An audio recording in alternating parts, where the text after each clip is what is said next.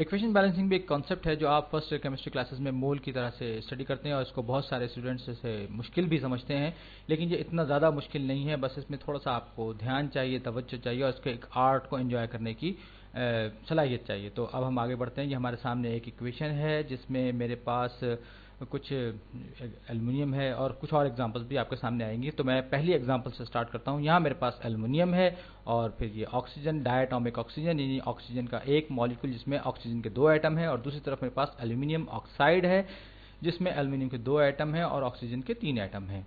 तो ये मेरे पास ये रिएक्टेंट्स हैं इक्वेशन में, और ये मेरे पास प्रोडक्ट है या जो रिजल्ट है जो रिएक्शन के नतीजे में बनता है। तो अब मैं शुरू करता हूँ। तो एल्युमिनियम एटम्स मेरे पास यहाँ पर 2 ऑक्सीजन एटम है मेरे पास और एक एल्युमिनियम एटम है।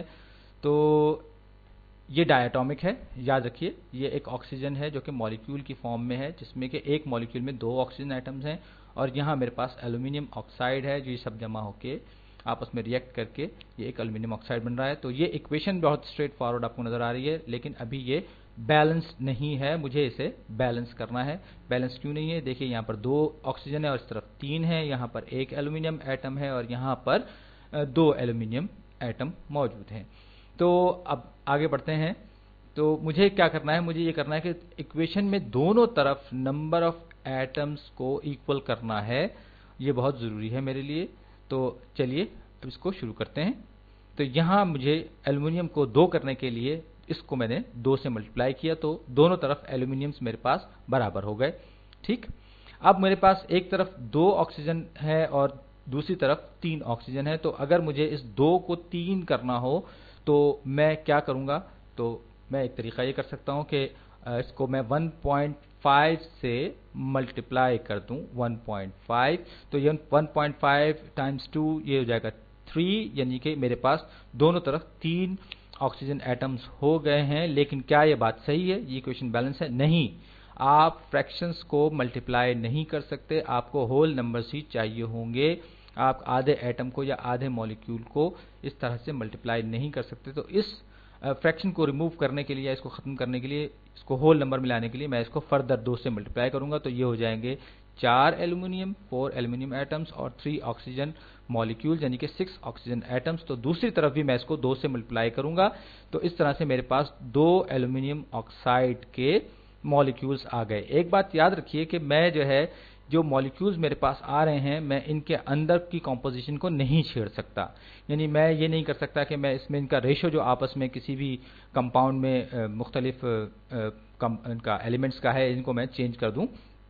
मैं उस कंपाउंड के जो मॉलिक्यूल्स हैं उनको तो घटा बढ़ा सकता हूं, उनकी क्वांटिटी में इजाफा कर सकता हूं, लेकिन मैं ये नहीं कर सकता कि इनका रेशो जो आपस का है वो चेंज कर दूं। इसलिए मैंने इसको 2 से मल्टीप्लाई किया और एक होल नंबर की फॉर्म में ले आया। तो हम ये मुलाहिजा कीजिए कि ये जो इक्वेशन है ये दोनों तरफ से बैलेंस हो गई है। और ये बात याद रखिए कि हम फ्रैक्शन से मल्टीप्लाई नहीं कर सकते, हमें होल नंबर्स ही दोनों तरफ चाहिए होते हैं।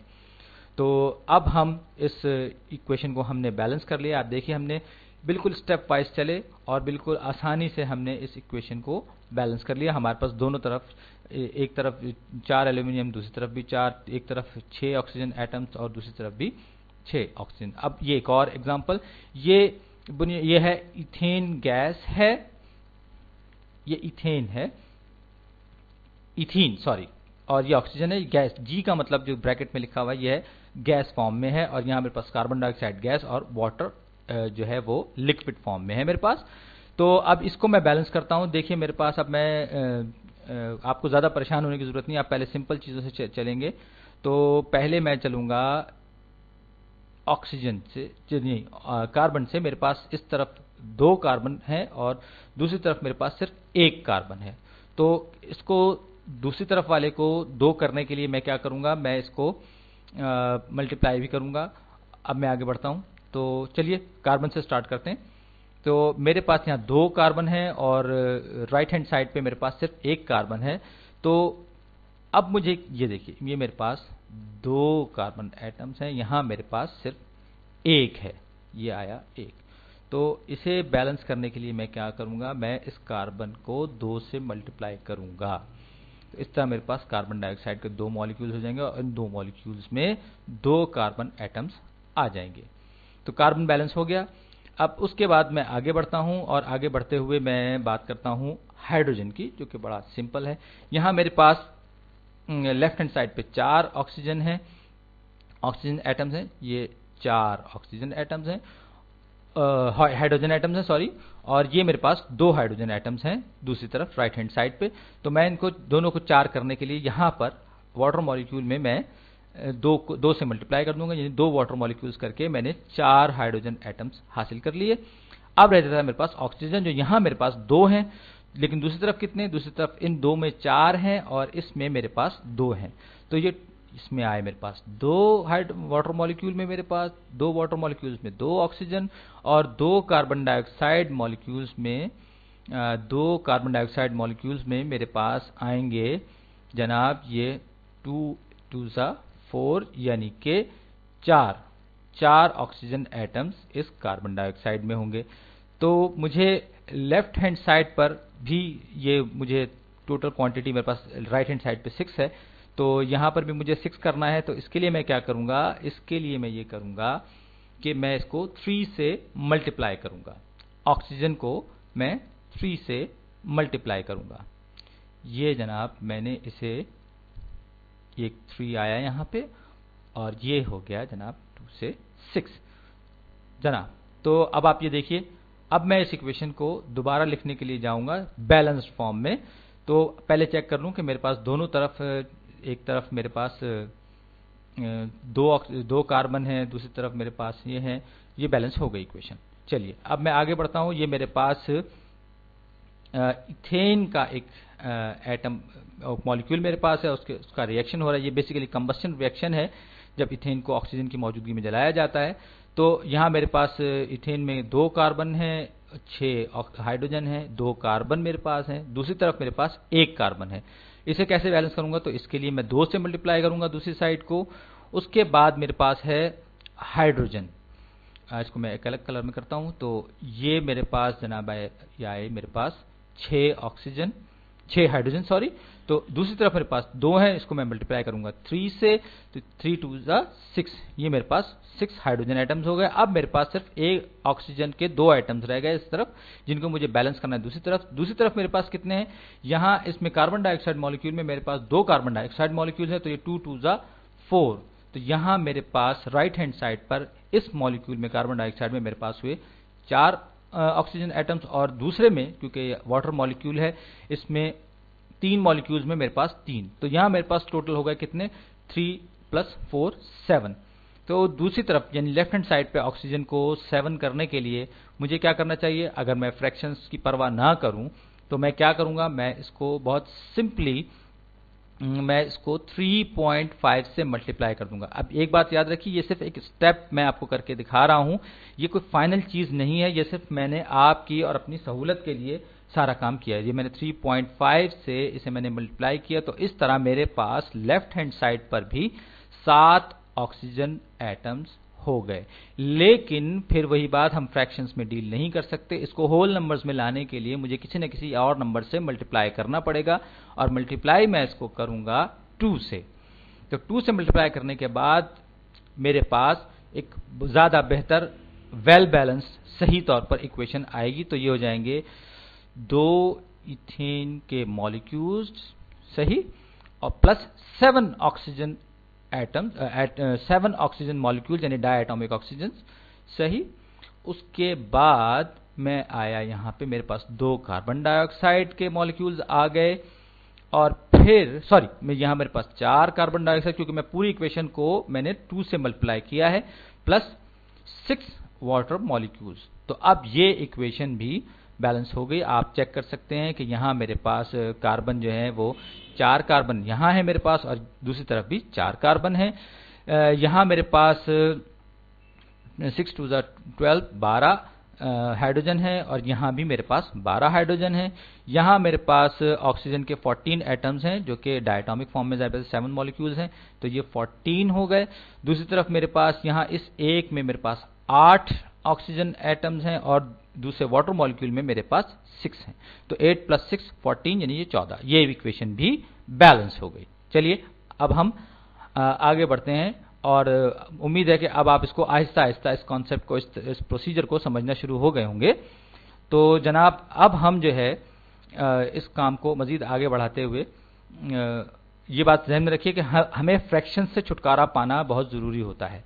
अब हम आए, ये आयरन ऑक्साइड और सल्फ्यूरिक एसिड का आपस में रिएक्शन दिखाया गया है और इसके नतीजे में फिर सल्फेट और वाटर मॉलिक्यूल्स बन रहे हैं। तो अब यहाँ पर इस इक्वेशन को भी मैं बैलेंस करना शुरू करूंगा, लेकिन पहले मैं ये देखूं कि मेरे पास पोजीशन क्या है राइट हैंड साइड और लेफ्ट हैंड साइड पर। यहाँ पर एक बात याद रखिए कि ये जो सल्फेट SO4 जो है सल्फेट ग्रुप, ये दोनों तरफ एक सिंगल ग्रुप के तौर पर ट्रीट हो रहा है, यानी कि मैं इसको फॉर द टाइम बीइंग मैं इसे एक सिंगल एटम या जिसको मैं X कह रहा हूं उसके तौर पर मैं इसे ट्रीट कर सकता हूं या इसे मैं डील कर सकता हूं। तो अब मैं इक्वेशन को जरा दोबारा से लिखूंगा तो ये कुछ इस तरह से होगी, Fe2O3 प्लस H2SO4 की जगह मैंने X को रिप्लेस कर दिया अपनी सहूलत के लिए, क्योंकि दोनों तरफ ये जो मॉलिक्यूल है SO4 का सल्फेट ग्रुप ये एक ही तौर पर ट्रीट हो रहा है। तो यहां पर आ गया Fe2 और इसकी जगह SO4 की जगह अब मैं करूंगा X3 plus water plus H2O। तो अब मेरे पास क्या पोजीशन रही, मेरे पास अब ये एक बेहतर पोजीशन आ गई कि मैं अब इसे बैलेंसिंग ज्यादा आसानी से कर सकता हूं, ये सोचते हुए कि SO4 एक ग्रुप है या एक एटम है। यहां मेरे पास 2 आयरन एटम्स हैं, दूसरी तरफ भी मेरे पास 2 आयरन एटम्स हैं। चलिए आयरन का मामला तो सुलझ गया। दूसरी तरफ मेरे पास अब आप आइए ऑक्सीजन की तरफ। तो ऑक्सीजन के मेरे पास यहाँ 3 एटम्स, मैं इसको एक अलग कलर में करता हूं। ये 3 एटम्स ऑक्सीजन के मेरे पास यहाँ हैं, यहाँ मेरे पास सिर्फ एक है राइट हैंड साइड पे, ये देखिए ये। तो अब इसे 3 करने के लिए मैं क्या करूंगा, जाहिर बात है कि मैं जो है इसे, ये जो एक ऑक्सीजन है इसको मैं 3 बनाने के लिए इस वाटर मॉलिक्यूल को सॉरी ये मैं इसको 3 से मल्टीप्लाई करूंगा। तो यहां मेरे पास 3 वाटर मॉलिक्यूल्स हो गए जिनमें के हर एक में एक एक ऑक्सीजन है, तो ये टोटल 3 ऑक्सीजन हो गई दोनों साइड पे। अब मैं आ रहा हूं हाइड्रोजन पे। हाइड्रोजन यहां मेरे पास, ये देखिए यहां मेरे पास 2 हाइड्रोजन एटम्स हैं लेफ्ट हैंड साइड पे, लेकिन यहां मेरे पास 6 हाइड्रोजन एटम्स हैं। तो मुझे लेफ्ट हैंड साइड पर भी 6 हाइड्रोजन एटम्स चाहिए। तो यहां मैं इस मॉलिक्यूल को मल्टीप्लाई करूंगा 3 से, तो मेरे पास 6 हाइड्रोजन एटम्स आ जाएंगे और ये X भी 3 हो जाएगा। और ये हमारी किस्मत बड़ी अच्छी है कि हमारी इक्वेशन इसी एक अटेम्प्ट में बड़ी आसानी से बैलेंस हो गई, क्योंकि दोनों तरफ ये जो X है ये 3 हो गया है। अब लेकिन काम अभी हमारा खत्म नहीं हुआ है, क्योंकि हमने सल्फेट ग्रुप को X का नाम दिया था और अब हम इसे वापस सल्फेट की फॉर्म में लिखेंगे। तो ये होगा Fe2O3, ये तो इसी तरह रहेगा। उसके बाद 3H2SO4, जी ये X जिसको हमने अस्यूम किया था SO4 को, ये हमने वापस रिप्लेस किया। और उसके बाद हम Fe2SO4, ये SO4 के 3 ग्रुप्स आ गए इसके साथ, और प्लस मेरे पास 3 वाटर मॉलिक्यूल्स आ गए। लीजिए जनाब, ये भी इक्वेशन हमारी बैलेंस हो गई। अब हम एक और इक्वेशन देखते हैं। यहां पर कार्बन डाइऑक्साइड और हाइड्रोजन का रिएक्शन हो रहा है जिसमें मीथेन और वाटर बन रहा है। तो यहां मेरे पास कार्बन है, कार्बन एक है, दूसरी तरफ भी एक कार्बन है। चलिए कार्बन का मसला तो हल हो गया। एक तरफ मेरे पास 2 ऑक्सीजन मॉलिक्यूल्स हैं, दूसरी तरफ मेरे पास सिर्फ एक ऑक्सीजन मॉलिक्यूल है। तो मैं यहां पर 2 वाटर मॉलिक्यूल्स करके ऑक्सीजन को बराबर करूंगा। उसके बाद मेरे पास यहां पर सिर्फ 2 हाइड्रोजन है, जबकि दूसरी तरफ मेरे पास मीथेन के यहां मेरे पास ये 2, और ये यहां देखिए यहां पर बस 4 एक में है और 4 वाटर मॉलिक्यूल में, ये 4 यहां हैं और 4 यहां हैं। यानी मुझे लेफ्ट हैंड साइड पर इसको 4 से अगर मैं मल्टीप्लाई कर दूंगा तो ये 8 हो जाएंगे। सही, ये जनाब अली, ये मेरी इक्वेशन भी